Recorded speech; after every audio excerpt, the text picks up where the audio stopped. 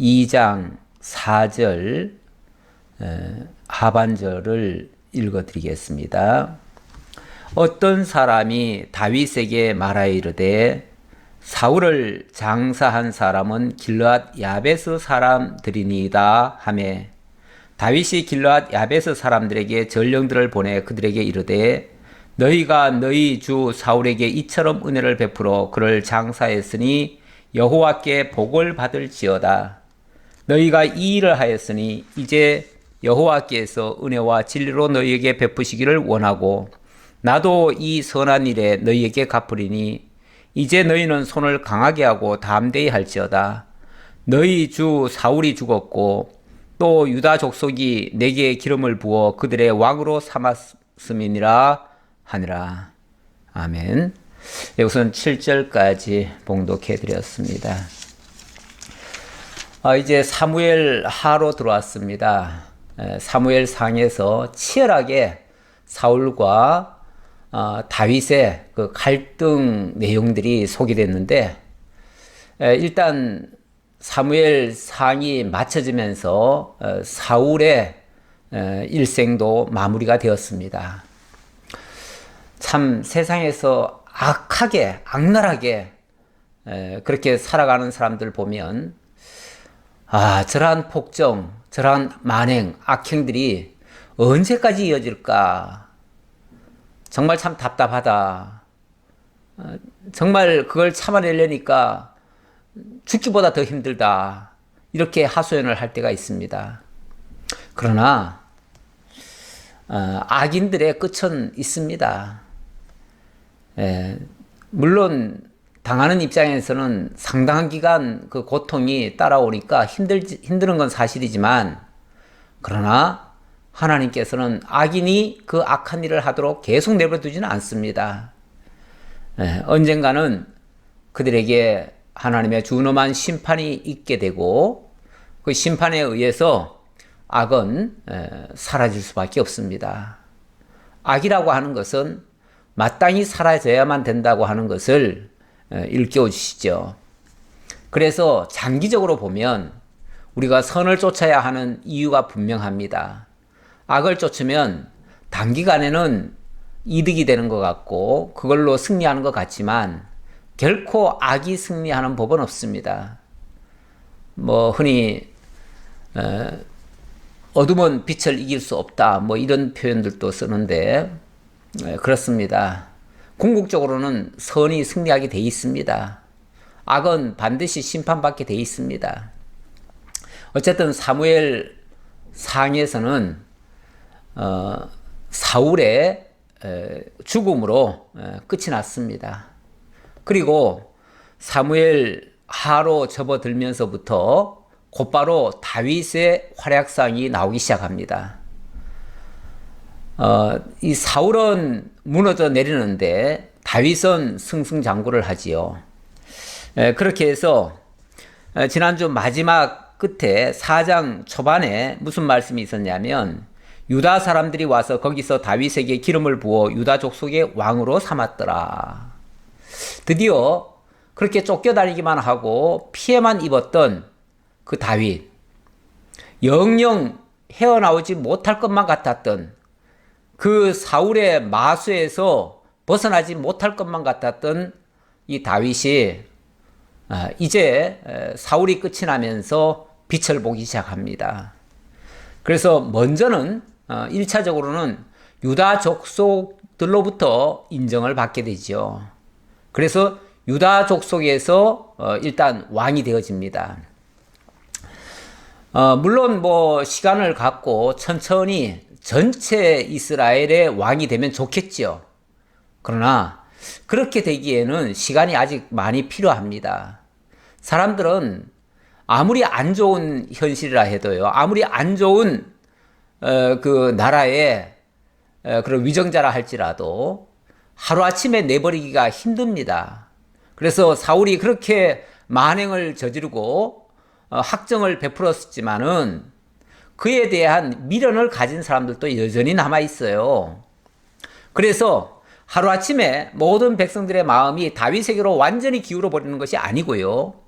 일부에서는 유다처럼, 유다 지파들처럼, 유다 지파는 아무래도 다윗의 그 지파니까, 다윗과 같은 지파니까, 마음이 더 쉽게 다윗에게로 넘어올 수가 있지요. 그래서 사울이 없고 왕은 필요하고, 나라는 지금 만약에 빨리 안정화되지 않으면 나라가 위태로울 지경이니까 한시라도 급히 왕을 세워야 됩니다. 그래서 다윗을 얼른 왕으로 세웠습니다.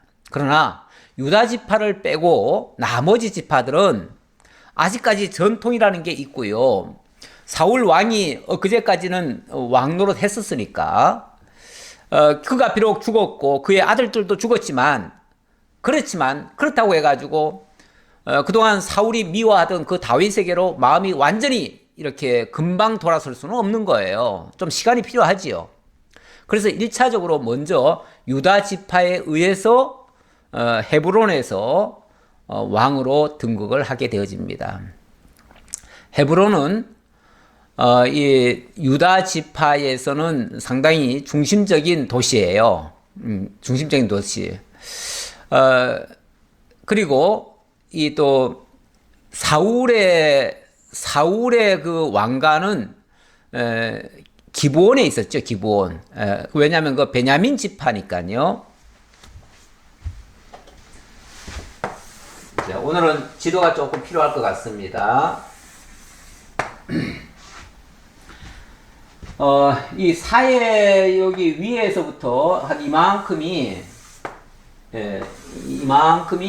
유다 땅입니다. 유다 땅. 유다 땅이고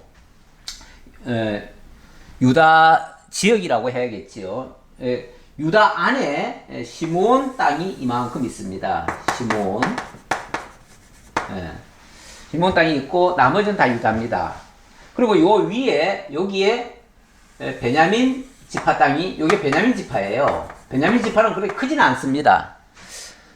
왜 지난번에 사울이 백성들의 선택을 받아가지고 이제 왕으로 등극할 때 그때 하나님께서 기름 부으라고 허락을 하니까 사울이 그때 뭐라고 얘기를 했냐면 우리 지파는 가장 막내고 제일 정말 참 연약한 그런 지파다 이렇게 스스로를 얘기했습니다. 당연히 땅도 적어요. 베냐민 지파의 땅은 요만큼밖에 안 돼요. 그 다음에 이제 에브라임 지파가 이만큼 있고요. 그 다음에는 이제 므낫세, 이렇게 되죠. 므낫세, 이렇게 되는데, 자, 그럼 요 베냐민의 수도라고 할까요? 여기에 이제 기브온이라고 하는 데가 있습니다. 기브온. 사울은 여기서 왕 노릇을 한 겁니다. 그리고 헤브론은 여기쯤 있죠. 헤브론. 예. 한 이쪽으로 조금 더 가까이 오는 것 같으네요. 자, 여기서 다윗이 유다의 왕으로 등극을 했습니다. 근데 이제 사울 왕가는 기브온에 있죠? 있는데, 그 다음 상황이 어떻게 전개되는가? 4절 중간에 보면요. 어떤 사람이 다윗에게 말하여 이르되 사울을 장사한 사람은 길르앗 야베스 사람들이니이다 하매 다윗이 길르앗 야베스 사람들에게 전령들을 보내 그들에게 이르되 너희가 너희 주 사울에게 이처럼 은혜를 베풀어 그를 장사했으니 여호와께 복을 받을지어다. 길르앗은 이게 요단 동편이죠. 요단 동편에 보면 이쪽이 므낫세 또 갓 루벤 지파네요. 루벤. 요단 동편 땅에 이렇게 세 지역이 나눠져 있는데 요 갓 지역에 여기 길르앗이라는 데가 있어요. 이 길르앗 사람들이 지난번에 사울이 여기쯤에서 여기 길보아 산이 있는데 길보아 산에서 전투가 벌어져가지고 여기서 죽었습니다. 죽고 나니까 여기 벳산이라고 하는 지역이 있어요. 벳산. 요 벳산 성벽에다가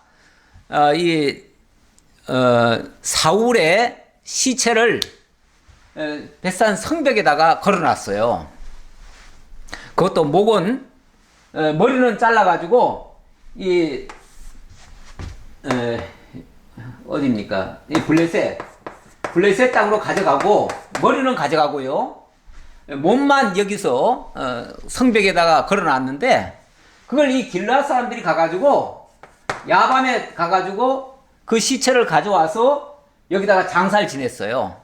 여기다 장사를 지냈는지 이쪽에다 장사를 지냈는지 모르지만 어쨌든 가져와서 화장을 해다가 나무 밑에다가 그 유골을 묻었어요. 이 장례를 치러드린 거죠. 자, 이렇게 했다는 소식을 다윗이 듣게 됩니다. 그러니까 어떤 사람이 이제 보고를 하는 거죠. 왕이 됐는데 왕의 첫 임무가 먼저 선왕 때의 한 일에 대한 어찌 보면 상을 베푸는 일. 이걸 일종의 이제 농공 행상이라고 그러죠. 농공 행상. 다시 말하면 어떤 정권을 세우거나 또 아니면 큰 어떤 전공을 올렸을 때 거기에 적절한 상을 베풀기도 하고 또 만약에 잘못된 게 있으면 거기에 응징을 하기도 하고 이렇게 해야 됩니다. 하는데 그러려면 먼저 정부에서 있었던 일들을 일단 보고를 받습니다. 보고를 받는데 무슨 보고가 올라왔냐면 이 길르앗 야베스 사람들이 벳산에 가서 사울의 시신을 가져다가 장례를 잘 치러드렸습니다. 이 보고가 올라왔어요. 사실 그 선왕을 선대했다는 얘기 아닙니까? 선왕을 선대했다는 얘기인데 물론 이 선왕을 선대한 일은 선한 일이에요. 잘못된 거 아니에요. 물론 방식에 있어서는 뭐 화장을 하고 또 뼈를 추려다가 또 묻고 이렇게 하는 것은 절차상은 저는 그렇게 잘했다고는 보여지지 않아요. 왜냐하면 이거는 이스라엘의 그 전통에는 없는 행동이에요.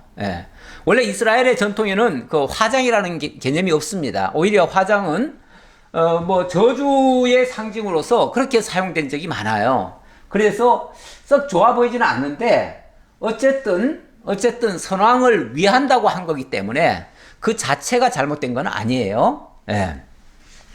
자, 그렇게 해서 이 보고가 딱 올라오니까 이 다윗이 그게 만약에 잘못된 거면은 거기에 응징을 해야 되고 잘한 거면은 상을 베풀어 줘야지요. 그런데 이 소식을 듣고 나서 다윗은 이 길르앗 야베스 사람들에게 너희가 너희 주 사울에게 이처럼 은혜를 베풀어 그를 장사했으니 여호와께 복을 받을지어다 하고 축복을 해줘요. 축복을. 이거 굉장히 그 선왕에 대한 어찌 보면 후대라고도 할 수 있어요. 그러니까 선왕에 대해서 한 행동을 칭찬하는 걸 보면 그 선왕에게도 다윗이 선대를 하는 모습이에요. 만약에 어떤 감정이 있다. 선왕에 대해서 감정이 있었다. 그런데 그 선왕을 잘해줬다. 그러면요, 아주 나쁜 사람들 같으면은 그 자기의 정적되는 사람을 도와준 사람을 응징을 해버립니다. 이런 경우도 있어요. 그 역사 그 저널이라고 하는 그 프로에서 한번 보니까 그런 얘기가 나오더라고요. 태종대왕이 그 아들, 그 세종이나 효종, 그들을 앉혀놓고 내가 선의를 하겠다라고 발표를 합니다. 선의라고 하는 거는 살아있을 때 왕위를 물려주는 거죠. 원칙은 그럴 때에 누구든지, 아유, 결단 잘하셨습니다. 그렇게 하셔야죠. 이렇게 하면요, 그 사람 목 날아갑니다. 설령 그 사람이 진짜 그렇게 하고 싶다 할지라도 신화된 도리에서는 폐하 절대로 그러시면 아니되옵니다. 그 뜻을 거두어 주십시오 하고서 만류를 해야 돼요. 그리고 지금 왕께서 지금 강건하시고 얼마든지 치리하실 수 있는데 왜 자식들한테 물려주려고 하십니까? 더 하셔야 됩니다. 절대 아니되옵니다 하면서 금식해가면서 밖에서 비 오면 비 맞아가면서 막 탄원도 하고 폐하 뜻을 거두어 주옵소서 하고서 그 왕의 마음이 흡족할 때까지 그렇게 해야 돼요. 왜냐하면 왕들이 가끔씩 일부러 그 신하들 떠보느라고 그렇게 하는 경우도 있거든요. 그런데 만약에 거기서 왕께서 정말 참 중요한 결단을 하셨습니다. 잘하셨습니다. 그러셔야죠. 이러면요, 네가 바로 나를 대적하고 있구나, 이렇게 판단을 해가지고 그를 쳐 죽입니다. 그런 경우가 허다해요. 만약의 경우, 그런 일도 거의 없지만은 만약에 그런 일이 있다면은 그 사람은 바로 지목이 돼요. 심지어는 무슨 일이 있었냐면 효종의 그러니까 그 어머니의 아버지, 그걸 뭐라고 그러나요? 부마라고 하나요? 그분이 그렇게 선의를 발표했을 때에 안색이 반가운 얼굴, 다시 말하면은 마치 기다렸다는 듯이 아주 이 좋아하는 모습을 보였대요. 그러니까 당장 그 사람들 잡아다가 옥에 가두고 아주 그 대를, 그 집안을 완전히 쑥대밭을 만들고 이렇게 했다는 그 기록이 있어요. 다시 말하면 선왕에 대해서, 또는 만약에 이게 쿠데타나 다른 방식으로 만약에 이루어졌다면 그 전 왕에 대해서 충성했던 사람들은 다 배제가 됩니다. 지금 이 민주정부가 세워져도요, 민주정부 하에서도 보면은 그 전임 대통령에게 충성하던 사람들, 그 다음 때에 와가지고 다음 대통령 앞에서는요, 등용되는 사람이 거의 없습니다. 너는 전 정부 사람이다. 그러니까 전 정부 사람들은 나와는 정적이다, 이래가지고 멀리하고, 그들에게 충성했던 사람은 굉장히 싫어하고 미워하는 경우도 있어요. 심지어 그런 경우도 있어요. 은근히 정치적 보복 같은 것도 있지요. 이 세상에서는 그런 게 많아요. 많은데 하물며 선왕에게 이렇게 선대한 사람을 정말 복을 베풀어 주는 예가 그렇게 흔치는 않다, 그 말이에요. 그런데 다윗은 중심으로 그 사울에 대해서 배척하지 않았어요. 사울을 대적하지 않았어요. 사울은 자기를 대적했지만 다윗은 한 번도 사울을 대적한 적이 없어요. 따라서 사울에게 충성한 사람은 역시 충신으로 보는 거예요. 사울에게 잘 했던 사람은 역시 나중에도 보면 등용을 또 하기도 해요. 필요한 경우겠죠, 물론. 물론 자기 사람들도 있기 때문에 굳이 일부러 찾아 쓰지는 않겠지만, 그들이 만약에 선한 마음으로 다가온다면 가거를 묻지 아니하고 그들을 등용하기도 하고 이렇게 해요. 그만큼 다윗의 마음이 순수했다는 걸 제가 말씀드리려고 이 말을 하는 거예요. 선왕에게 잘했던 사람에게도 복을 베푸는 이런 마음, 굉장히 너그러운 마음이다, 그 말이에요. 뿐만 아니라 너희가 이 일을 하였으니 이제 여호와께서 은혜와 진리로 너희에게 베푸시기를 원하고 나도 이 선한 일에 너희에게 갚으리니, 너희들이 이렇게 잘한 거에 대해서 은혜와 진리로 하나님이 너희에게 베푸시기를 원한다. 은혜와 진리라고 하는 거는 하나님의 거저 주시는 어떤 선물 같은 거, 또 이 진리라고 하는 거는 원칙대로 한 거, 정말 바르게 한 일에 대해서 하나님이 복 주시기를 원한다, 그 얘기죠. 물론 그들이 잘못하고 사울이 예를 들어서 악행을 하는데 거기에 찬동을 했다면은 그거는 용서받을 일이 아니에요. 그건 진리로, 은혜와 진리로 하나님이 갚으시라고 축복할 수는 없어요, 그런 사람에게는. 아니, 사울의 악행에 동참을 했다면은 그거는 악한 일이죠. 그럴 때는 은혜와 진리로가 아니라 하나님의 공의대로 판단받기를 원한다, 이렇게도 나올 수 있지요. 그런데 이들은 정말 순수한 마음에서 했기 때문에 은혜와 진리로 하나님이 함께 하시기를 축복을 해줘요. 이제 너희는 손을 강하게 하고 담대히 할지어다. 너희 주 사울이 죽었고 또 유다 족속이 내게 기름을 부어 그들의 왕으로 삼았음이니라. 자, 너희가 손을 강하게 하고 담대히 하라, 이 말은요, 제가 아까 말씀드렸듯이 이 선왕에게 너무 잘해준 사람은요, 그 후대 왕에 의해서 오히려 공격을 받을 수도 있고요, 곤란한 처지에 빠질 수도 있어요. 그렇잖아요. 아니, 망해가는 사람들을 도와줬다? 그러면은 이쪽 반대쪽에서 봤을 때는 우리 적을 도와줬어? 그럼 저놈들은 우리의 적이야. 이래가지고 만약에 다음 정권이 반대되는 사람이 들어왔을 경우는 그들이 보복을 할 수가 있어요. 정치적 보복. 그런데 다윗은 뭐라고 그러냐면 너희들이 선왕에게 잘해준 거 잘한 거야. 우리가 선왕에게 잘해줬다고 해가지고 우리가 보복한다고 생각하지 말어. 우리는 보복 안 해. 보복이 아니라 너희는 마땅히 잘했고 하나님께 복받아야 될 일이고 우리도 너희에게 강하고 담대하게 살아갈 수 있도록 너희들에게 적극적으로 도와줄게. 이런 식으로 얘기하는 거죠. 그러니까 쉽게 말하면 우리가 보복할까봐 두려워하지 말아라. 그 얘기죠.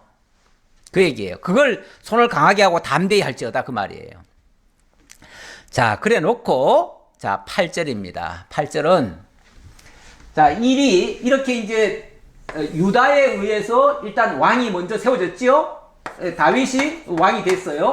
됐는데, 그럼 나머지 이스라엘이 더 크지요? 이렇게 이만큼이 다 이스라엘이에요. 여기서부터죠. 여기서부터 이만큼이 이스라엘이에요. 지금 유다는 사실은 전 이스라엘 국토로 보면은 한 4분의 1 정도의 아마 그 사이즈가 되는 것 같아요. 그런데 나머지 4분의 3 정도는 땅덩어리로 보면 말이에요. 4분의 3 정도는 아직까지 다윗을 공식적으로 인정하지 않았어요. 물론 뭐 심정적으로는 다윗이라도 빨리 왕이 돼가지고 우리나라를 지켜줬으면 좋겠다 이런 마음은 있겠지만 사람들이요 그런 어떤 현실적인 것도 필요하지만 명분이라는 게 있어야 되고요. 정치적인 그런 어떤 내가 아무리 급해도 정적에게 맡길 수는 없잖아요. 그래서 정적으로 여기기 때문에 다윗을 그래서 선뜻 마음이 내키지 않아요. 특히 사울 왕가는 이미 왕도 죽었고 왕의 그 아들들도 다 죽었어요. 다 죽었는데 물론 전쟁에 나가지 못한 아들이 하나 있었던가 봐요. 그 사람이 누구냐면 이제 이스보셋이라는 사람인데 이 이스보셋은 좀 몸이 안 좋았던 사람 같아요. 좀 병약한 사람이었던 것 같고 그래서 이 사람은 전투에 참가를 못하고 있다가 어찌 보면 가족을 다 잃어버렸어요. 왕가가 다 쑥대밭이 돼버렸어요. 그리고 혼자 남기는 남았는데 이제 힘이 없지요. 힘이 없어요. 누가 만약에 다윗이라도 당장 저 이스보셋 정적이니까 잡아와라 하면은 꼼짝없이 죽어야 될 사람이에요. 그런데 물론 다윗이 그런 보복은 안 해요. 안 하는데 자, 이 이스보셋을 이용하려는 사람이 있어요. 누구냐 하면은 8절에 보니까 사울의 군사령관 넬의 아들 아브넬이 이미 사울의 아들 이스보셋을 데리고 마하나임으로 건너가 길르앗과 아술과 이스라엘과 에브라임과 베냐민과 온 이스라엘의 왕으로 삼았더라. 여기 지금 누가 나오냐면 넬의 아들 아브넬이라는 말이 있습니다. 아브넬은 군장이에요. 다시 말하면 사울의 군장이에요. 사울의 군장이 지금으로 말하면 이제 사울의 국방부 장관격인 거죠. 군 통수권을 가지고 있는 사람이죠. 자, 군을 다 지휘하는 사람이 이스보셋을 데리고 어디로 가냐면은 이 갓 지역에 이 길르앗이 있고 여기 또 마하나임이라는 데가 있어요. 마하나임이라고 하는 요 어찌 보면 이 갓 지역의 수도라고도 할 수 있을지 모르겠어요. 이 길르앗이 많이 나와요. 그런데 요 마하나임이 혹시 이 아브넬의 자기 고향인지 어쩐지 모르겠어요. 그러나 어쨌든 이 기브온에 있던 사람을 데려다가 이쪽으로 끌고 왔어요. 끌고 와가지고 여기서 왕으로 세웠어요. 이스라엘의 왕.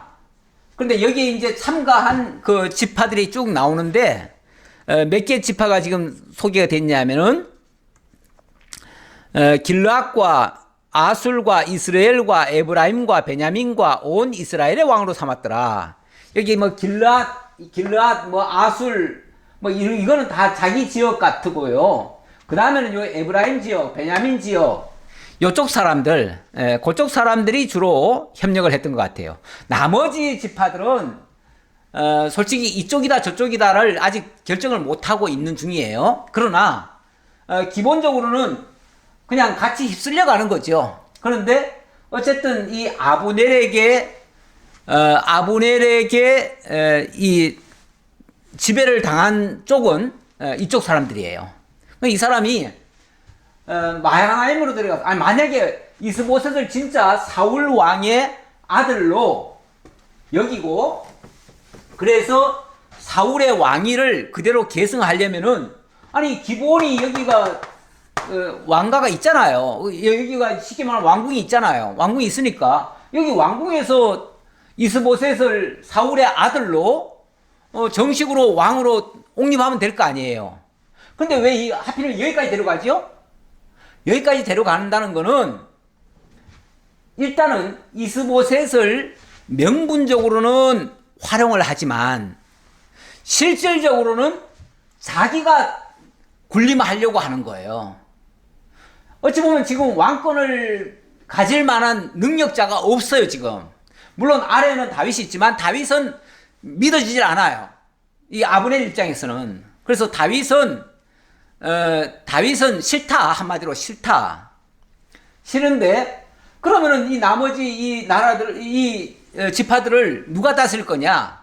내가 다스려야겠다, 내가 다스리는데, 아니, 군장이 하루아침에 또 왕이 될 수는 없잖아요? 그러니까, 이스보셋을 전면에 내세우고, 이스보셋을, 앞세워서 자기가 나라를 다스리겠다라는 생각으로 쉽게 말하면 자기 고향 쪽으로 데려간 거죠. 그래서 마하나임으로 데려간 거예요.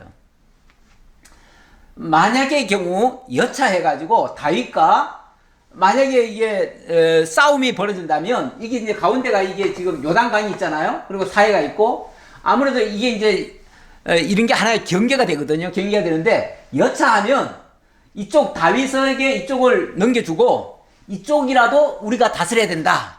아마 이런 생각을 했는지도 모르겠어요. 이건 뭐 제 추측입니다만은, 그래서 이쪽으로 데려가지 않았을까라는 추정을 좀 해봅니다. 자, 어쨌든 이런 식으로 끌고 가서 왕을 세웠습니다. 자, 그랬는데 10절 봅시다.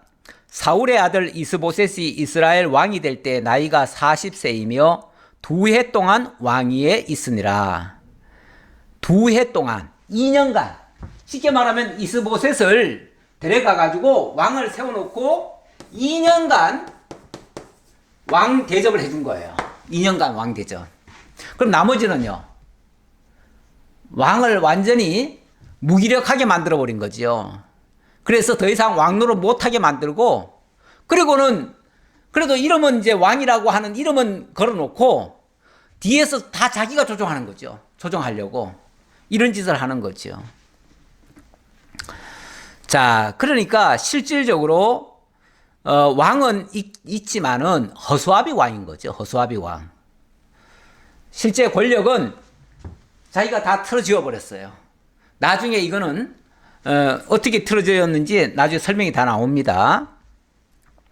자, 그때가 40세에 이제 왕위에 올랐습니다.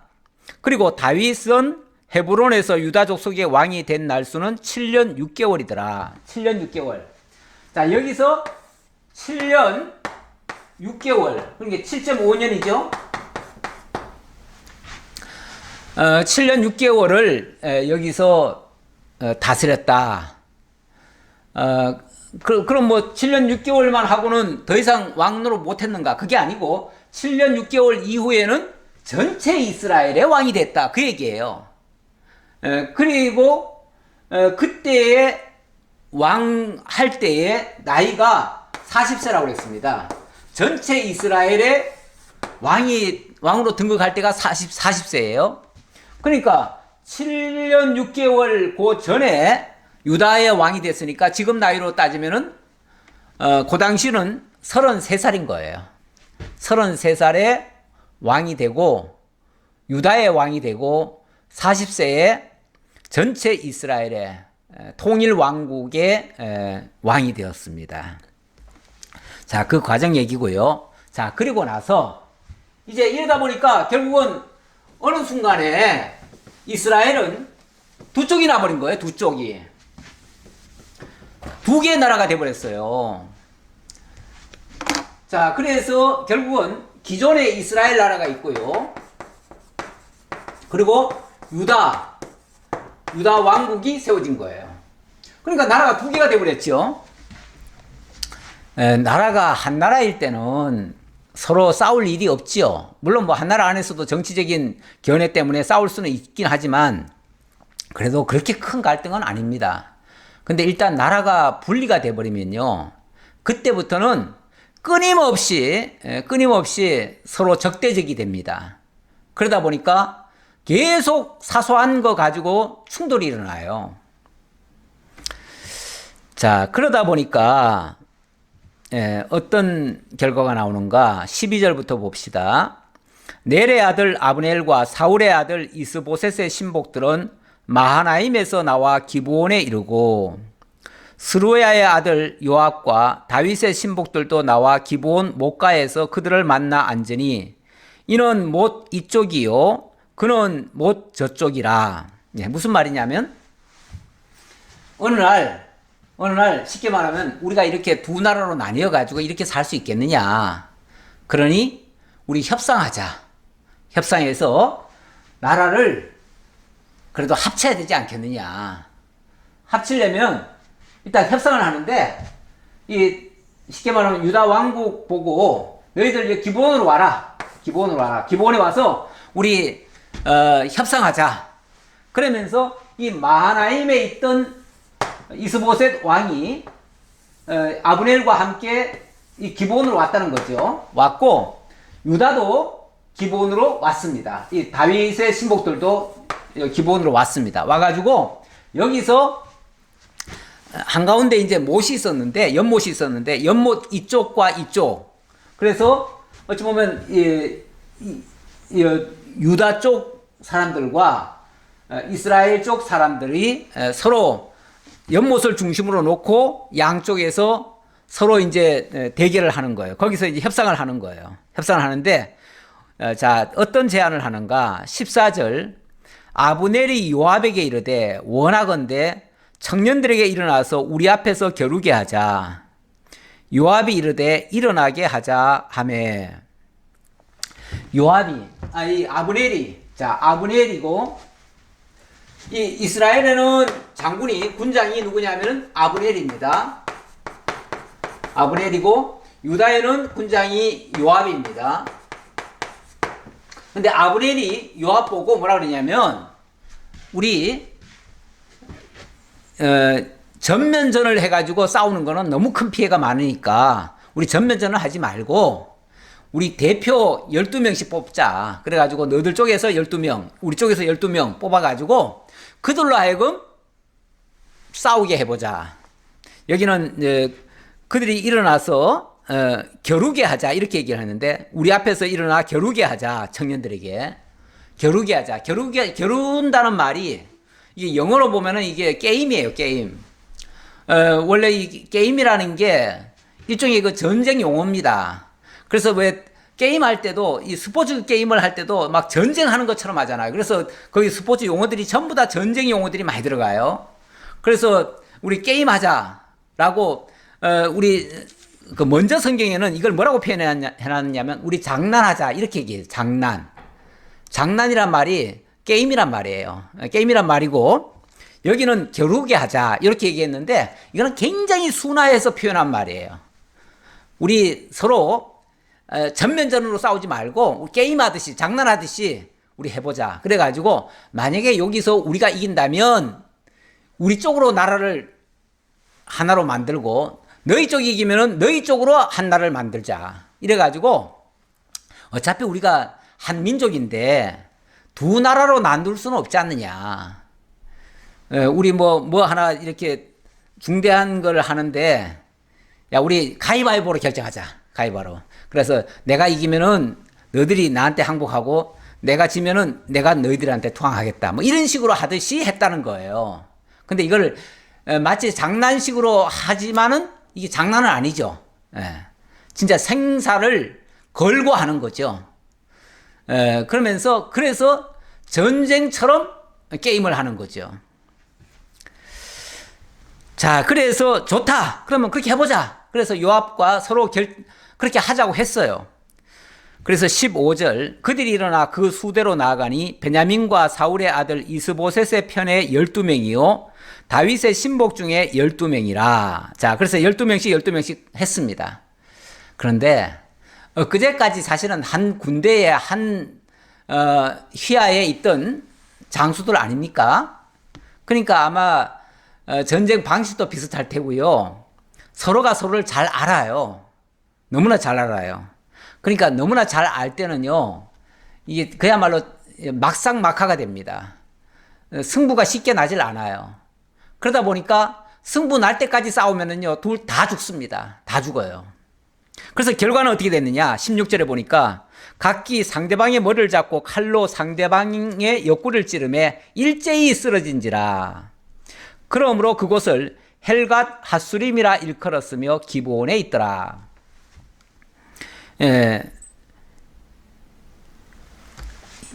결과는 양쪽 다 패전이에요. 어느 쪽이 승리했다고 볼 수는 없어요. 둘 다 죽은 거예요. 결국은 12명이 싸웠는데 결과는 24명이 다 죽어버렸어요. 그러니까 이게 판가름이 안 났잖아요. 판가름이 안 나니까 그 다음에 어떻게 해요? 판가름 날 때까지 싸우려면은 결국은 구경하던 사람들, 양쪽에 대기하던 그 병사들도 그냥 전투에 그냥 참가해버리는 거죠. 자연스럽게 그냥 전투가 커져버린 거죠. 원래 모든 전쟁은요, 아주 사소한 것부터 출발합니다. 그래서 처음에는 말싸움 정도 해요. 말싸움 하다가 나중에는 약간의 실력 대결이 나오죠. 근데 약간의 실력 대결이 조금만 관리 잘못하면요, 이게 전체 전쟁으로 확산이 되어집니다. 그래서 전면전이 돼버리죠, 전면전. 결국 전면전이 돼버린 거예요. 처음에는 우리 장난하자 식으로 했는데 나중에는 전면전이 돼버렸어요. 그래서 17절 그날의 싸움이 심히 맹렬하더니 아브넬과 이스라엘 사람들이 다윗의 신복들 앞에서 패하니라. 그런데 아무래도 이 다윗과 다윗의 이 군사들은 지금 승승장구하는 팀이에요. 사기가 막 충천한 팀이에요. 근데 이쪽은요, 이미 선왕이 죽었잖아요. 그리고 왕자도 죽었고요. 이스보셋은 제가 아까 병약하다고 그랬잖아요. 자기 의지도 제대로 없는 사람, 왕이 되고 싶지도 않았던 사람이에요, 이 사람은. 그런 사람을 아브넬이 뒤에서 조종해가지고 왕노릇 하니까 뭐가 제대로 돌아가겠어요. 또 군사들도 어찌 보면 다 이미 패망하다시피 한 군사들이라 힘을 못 써요. 그러다 보니까 이게 결과적으로는 상대방에게 완전히 패망을 당했어요. 자, 일이 그 지경까지 되니까 결국은 원래 이렇게 싸우다가 막판에 마지막에 안 될 때는요, 마지막 방법이 뭐냐면 36개 주력낭입니다. 그래서 아브넬이 가만히 지금 상황을 보니까 도저히 더 이상 우리가 이길 것 같질 않아요. 그러니까 마지막에는 안 되겠다, 우리 철수, 도망가자 하고서 도망을 갑니다. 자, 그런데 18절 그곳에 스루야의 세 아들 요압과 아비새와 아사헬이 있었는데 아사헬의 발은 들로로 같이 빠르더라. 아사헬이 아브넬을 쫓아 달려가되 좌우로 치주치지 않고 아브넬의 뒤를 쫓으니 아브넬이 뒤를 돌아보며 이르되 아사헬아 너냐 대답하되 나로라.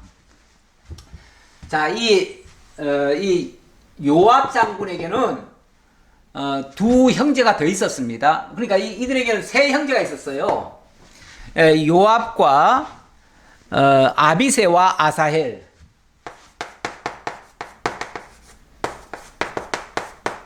이 삼형제인데요. 삼형제. 물론 당연히 요압이 제일 형이고 제일 용맹스러웠고요. 아비새도 굉장히 용맹했어요. 그런데 이 아사헬은 그 용맹함은 있는데 전쟁에는 그렇게 잘 싸우는 사람은 아니에요. 근데 이 사람은 또 특징이 뭐가 있냐면 굉장히 빨라요. 아마 말을 굉장히 빨리 타고 그랬던 것 같아요. 그러니까 이 사람은 아사헬이 지금 저놈이 이 아브넬이 지금 도망가는구나. 내가 잡아오겠다. 내가 저놈 죽여버리겠다. 그러면서 뒤쫓아가는 거예요. 아브넬을 뒤쫓았어요. 그런데 이 아브넬은 아무리 적이지만은 굉장히 용맹한 그런 장군이에요. 한때는 사울의 전군을 다 다스리던 그런 장군이에요. 요압은 뭐 다윗에게 오는 바람에 어찌 보면 쫓겨난 그 군장이고요. 그런 셈인데 사실 상대가 안 되거든요. 아사헬이 아브넬과의 전투를 한다면은 아브넬에게 상대가 안 됩니다. 그런데 이 아사헬은 자기 그 발 빠른 것만 믿고 달려가는 거예요. 그러니까 아브넬이 뒤를 돌아보니까 아사헬이 쫓아오고 있는 거예요. 그러니까 나 비록 지금 도망가고 있지만은 아사헬 같은 정도야 그냥 햇병아리 정도로 보이는 거죠. 아직 어리고. 그러니까 야 아사헬아, 네가 지금 아사헬이냐? 네가 왜 날 쫓아오냐? 그러니까 나 아사헬이다. 근데 너 거기 꼼짝 말고 거기 기다려라. 내가 너 죽이러 간다. 그러는 거예요. 그러니까 21절 아브넬이 그에게 이르되 너는 왼쪽으로나 오른쪽으로나 가서 청년 하나를 붙잡아 그의 군복을 빼앗으라 하되 아사헬이 그렇게 하기를 원하지 아니하고 그의 뒤를 쫓으매. 자, 그랬더니 이 아브넬이 뭐라 그러냐면 야 아사헬아, 네가 나를 왜 쫓아왔냐? 네가 날 쫓아오면 날 이길 것 같으냐? 괜히 나한테 지금 덤비면은 내가 너를 가만 내버려 둘 수가 없다. 너를 죽일 수밖에 없는데 그러면은 나중에 어차피 우리가 지금 한나라가 될 건데 한나라가 됐을 때 내가 네 형 요압의 얼굴을 어떻게 보냐. 지금은 내가 어쩔 수 없이 지금 도망가지만 나중에는 우리 한나라가 될 거야. 그럴 때 지금 좋게 헤어져야지. 이런 식으로 만약에 네가 계속 쫓아오면은 내가 너를 안 죽일 수가 없고 너를 죽여버리면은 나중에 요압을 뵙기가 민망하니까 그만 쫓아와라. 그만 쫓아오고 그 대신 너 나 쫓아러 왔다가 빈손으로 가기는 좀 그러니까 네가 좌로나 우로나 이렇게 보고 좀 약한 병사 하나 있거들랑 그 병사 하나 잡아다가 데려가라. 그러면 너도 체면이 살리고 나도 체면이 살고 그러지 않겠느냐. 그렇게 얘기를 하는 거예요. 그러면서 아브넬이 다시 아사헬에게 이르되 너는 나 쫓기를 그치라. 내가 너를 쳐서 땅에 엎드러지게 할 까닭이 무엇이냐. 그렇게 하면 내가 어떻게 네 형 요압을 대면하겠느냐 하되. 자, 이렇게 말했음에도 불구하고 그가 물러가기를 거절하며 아브넬이 창 뒤끝으로 그의 배를 찌르니 창이 그의 등을 꿰뚫고 나간지라. 그곳에 엎드러져 죽음에 아사헬이 엎드러져 죽은 곳에 이르는 자마다 머물러 섰더라. 근데 이 아사헬은요 워낙 빠르다고 그랬죠. 워낙 빠른 사람이다 보니까 이 아브넬을 그냥 바짝 뒤쫓아와 가지고 거의 그냥 아브넬까지 쫓아온 거예요. 오니까 아브넬이 이제 아사헬 보고 제발 그만 멈춰라. 그런데도 달려왔어요. 달려오니까 할 수 없이 만약에 그를 안 죽이면 자기가 위태롭잖아요. 그러니까 할 수 없이 창을 뒤에 꽂아버린 거예요. 그랬더니 그냥 달려오던 놈이 그 창에 꽂혀가지고 그냥 그 자리에서 그냥 꼬꾸라지고 그 자리에서 그냥 주저앉아 버린 거죠. 말을 타고 혼자 그렇게 빠른 걸음으로 쟁걸음으로 달려오니까 결국은 혼자 오다가 당한 거예요. 그리고 나머지 병사들은 워낙 이 아사헬이 발걸음이 빠르니까 나머지는 저만큼 뒤쫓아서 지금 따라왔지요. 따라왔는데 앞에 자기들 지금 부리던 그 아사헬이 꼬꾸라지니까 다른 병사들도 더 이상 진군을 할 수가 없지요. 그래서 다 그 자리에서 다 멈췄다는 거예요. 그렇게 해서 자, 이 전쟁은 일단락이 됐습니다. 결국은 아사헬만 죽은 거죠. 아사헬만. 이 아사헬이 너무 어찌 보면 좀 나쁘게 표현하면 객기 부린 거예요. 자기 그 발 빠른 것만 믿고 아니, 전쟁이 발만 빠르다고 이깁니까? 전투가 벌어지면 발 빠른 게 중요한 게 아니에요. 물론 평소에는 발 빠른 게 중요해요. 그러나 발만 빠르다고 다 성공합니까? 막상 전쟁이 붙었을 때 정말 칼도 잘 써야 되고 창도 잘 써야 되고 무기를 잘 다뤄야 되는데 그걸 못하니까 결국 발 빠른 게 화근이에요.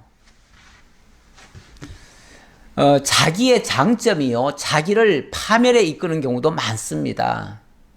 나중에 보면 이 다윗의 아들 가운데 압살롬이라는 사람이 있는데, 압살롬은 정말 잘생기고요, 또 머리도 얼마나 아주 멋있게 잘 길러놨는지 그걸 막 머리에 따고 다녔는데, 자기가 자랑하던 그 머리가 나중에 어딜 달려가다가 도망가다가 그 나무에 걸려가지고 대롱대롱 매달려 있다가 결국은 죽임 당했잖아요. 자기의 자랑거리, 내가 이 부분은 자신 있다라고 하는 것이 자기를 발목을 잡고 자기를 죽게 하는 경우도 많아요. 그러니까 우리는 나의 어떤 장점이 있고 좋은 점이 있다고 할지라도 그걸 자랑하고 그거 믿고 하다가는 그것이 자기 발목을 잡는 경우도 있어요. 그러니까 우리는 어떤 경우에도 나의 어떤 장점 같은 거를 믿고 뭘 일하다가는 큰일 납니다. 하나님을 믿어야지 자기의 것을 믿어서는 안 되는 거죠. 자, 일이 이 지경까지 오니까 큰일 났어요. 정말 이 아브넬은 여기까지 가기는 원치를 않았는데 결국은 요압과 원수가 돼버린 거예요. 사실 이렇게 서로 만나가지고 협상을 하려고 했던 거는 협의적으로 다 어찌 보면 서로 욕심을 가지고 있겠지만 서로 양보는 잘 안 할 거예요. 양보는 안 하지만 그래도 어떤 협상의 물꼬를 틀려고 했던 거거든요. 그런데 결과적으로는 서로 이렇게 원수가 돼버렸어요. 더 원수가 돼버렸어요. 협상을 통해서 일을 하려고 하는데 그 협상이 깨졌을 때는요, 더 나쁜 관계로 발전하는 경우가 있어요. 우리나라와 북한이 사실 2, 3년 전만 해도 막 남북 대화도 하고 뭔가 협상을 통해서 뭔가를 잘해보려고 막 서로 애를 썼지요. 그래서 우리 대통령이 북한에 가가지고 막 대중들을 앞에 놓고 한 10만여 명 앞에서 연설까지 했잖아요. 한국 역사상 처음으로. 그리고 막 한호도 받고, 또 뿐만 아니라 북한의 김정은이가 다급하면 그냥 우리한테 그냥 불쑥 찾아와가지고 우리하고 대화하자고, 그래서 진솔하게 막 대화하고 했잖아요. 근데 이게 어떤 다른 외부적인 원인에 의해서 이게 판이 깨져버렸어요. 깨지고 나니까 더 원수시 하잖아요, 지금은. 원래 협상을 하다가요, 협상이 잘 안 되면요, 다음에 또 하지가 아니라 돌이킬 수 없는 상황으로 빠져드는 경우가 있어요. 그래서 협상할 때 진짜 잘해야 돼요. 근데 협상할 때 그 기회를 놓쳐버리면 나중에 이게 화근이 되는 경우도 많아요. 왜냐하면 협상하다가 잘 안 되면은 뭐 때문이다 해가지고 그걸 원인 트집 잡아가지고 더 극렬하게 반대하는 경우도 있거든요. 자, 어쨌든 이렇게 해서 더 사이가 나빠졌다. 자, 24절. 요압과 아비새가 아브넬의 뒤를 쫓아 기브온 거친 땅의 기아 맞은편 암마산에 이를 때에 해가 졌고, 베냐민 족속은 함께 모여 아브넬을 따라 한 무리를 이루고 작은 산 꼭대기에 섰더라. 아브넬은 여기서부터 이제 도망가가지고 계속 도망가다 보니까 어디까지 왔냐면 여기 길르앗이네요. 여기 길르앗까지 왔다는 거죠. 그런데 길르앗이라고 하는 곳은 원칙적으로 이 아브넬의 지역이에요. 아브넬의 지역이기 때문에 사실 여기 들어가는 거는 적진에 들어가는 거나 똑같아요. 그래서 아무리 요압 용맹스럽지만 그것도 요압 입장에서는 내 동생을 죽인 저놈을 반드시 응징하겠다라고 생각해서 끝까지 쫓아갔는데 이미 저녁 때가 돼버렸어요. 그런데 거기에는 이미 베냐민 족속들까지 다 합세를 해버렸어요. 그러니까 이 갓 족속 사람들과 베냐민 족속 사람들이 다 합세를 해가지고 이 길르앗에서 진을 치고 지금 이 요압을 맞이하니까 더 이상 사실은 일이 진행이 되면 불리하죠. 자칫하면 요압마저도 죽을 수도 있어요. 자, 그 정도 되니까 이번에는 이제 아브넬이 이렇게 말합니다. 26절. 아브넬이 요압에게 외쳐 이르되 칼이 영원히 사람을 상하겠느냐? 마침내 참혹한 일이 생길 줄을 알지 못하느냐?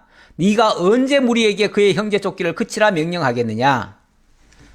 이제 아브넬이 그러는 거예요. 야, 너 어디까지 쫓아올래? 언제까지 우리 싸울래? 계속 쫓아오면은 물론 나도 위험하지만 너라고 안전할 줄 아니? 칼이 언제 너의 심장을 찌를지 모르는데 너 언제까지 계속 전쟁할래?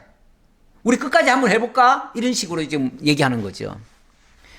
그러면서 이제라도 그만 우리 형제 쫓기를 그만하자. 우리 형제 아니냐, 형제. 우리 사실은 다 같은 한민족이니까 우리들 다 형제들 아니냐. 그런데 이 전쟁을 언제까지 계속해야 되겠냐, 우리 형제들끼리. 이제 그만하자. 이렇게 얘기하는 거죠. 그랬더니 요압이 이르되 하나님이 살아계심을 두고 맹세하노니 네가 말하지 아니하였다면 무리가 아침에 각각 다 돌아갔을 것이요 그의 형제를 쫓지 아니하였으리라 하고 요압이 나팔을 불매 온 무리가 머물러 서고 다시는 이스라엘을 쫓아가지 아니하고 다시는 싸우지도 아니하니라. 이 말을 듣고 보니까 요압도 가만히 보니까 그래, 우리가 언제까지 이렇게 싸워야 되겠니? 이제 그만 싸우자. 만약에 네가 그렇게 말을 안 했으면 내일 아침에 우리가 돌아갔을 거다. 내일 아침이란 말은 오늘 밤에 너희들 다 죽이고 그리고 내일은 승리해가지고 우리가 돌아갔을 것이다. 오늘 곧 죽어도 사람들이 끝까지 큰 소리는 치죠. 특히 전쟁에 나가는 군사들은 진짜 모든 게 불리하고 모든 게 곧 죽을 것 같아도 끝까지 큰 소리 칩니다. 그래야 자기 병사들이 힘을 낼 거 아니겠어요. 그래서 그렇게 얘기하는 거죠. 그래서 명분을 주니까 일단 아브넬이 명분을 준 거예요. 주니까 좋다. 그래, 네가 그 말 안 했다면 내일 아침까지 끝장을 보고 승리하고 너의 목을 가지고 우리가 넘어가려고 했는데 네가 그 말을 하니까 좋다. 내가 너 말 들어주겠다. 사실은 더 가면 어떻게 되겠어요? 더 가면은 완전히 적진에 들어가는 거 아니겠어요? 적진에 들어가면은 오히려 요압이 불리하지요. 지금 뭐 전군이 지금 싸우는 것도 아니고 일부만 싸우면서 그렇게까지 해가지고는 요압이 이길 승산이 없지요. 그래서 그냥 그 명분을 삼아서 좋다. 네가 그렇게 제안을 하니 그렇게 하마 하고 그냥 물러가 주는 거죠.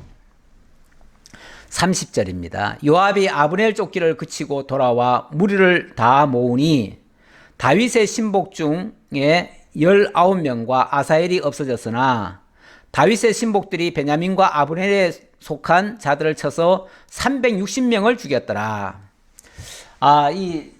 그 결과를 보니까 이쪽은 19명이 죽었는데 이쪽은 300 몇 명이라고 돼 있나요? 360명. 360명. 이제 유다 쪽에서는 19명과 아사엘이 없어졌다. 그러니까 총 20명이네요. 20명.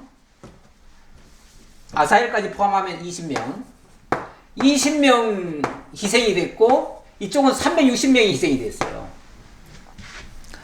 한 15배 정도 승리한 셈이죠. 그러니까 아브넬이 어쨌든 이 유다의 승리입니다. 이것도 유다의 승리인데 유다가 승리하고 아량을 베풀고 그리고 그냥 나와준 거예요. 포기한 거예요. 무리가 아사엘을 들어 올려 베들레헴에 있는 그의 조상 묘에 장사하고 요압과 그의 부하들은 밤새도록 걸어서 헤브론에 이른 때에 날이 밝았더라. 그렇게 해서 일단 전쟁은 끝났습니다. 끝나고 이제 중간쯤에서 죽었겠죠. 중간쯤에서 죽었을 테고 이 죽은 시체를 가져다가 여기에 베들레헴이라고 있습니다. 이 베들레헴에 가져와서 베들레헴에서 장례를 치러줬다. 아사엘의 장례 이렇게 치른 거죠. 그리고 3장 1절입니다. 사울의 집과 다윗의 집 사이에 전쟁이 오래매 다윗은 점점 강하여 가고 사울의 집은 점점 약하여 가니라. 자, 이렇게 해서 지금은 어찌 보면 첫 전쟁이죠. 첫 전쟁. 그것도 처음에는 협상으로 하자 했다가 이 결렬이 되는 바람에 결국은 전쟁이 되어버렸는데 첫 전쟁에서는 유다가 이겼습니다. 이겼고 그 뒤로도 계속 이 적대적인 충돌은 계속 있었다. 계속 있었는데 그럴 적마다 쉽게 말하면 한 번씩 전쟁을 치를 적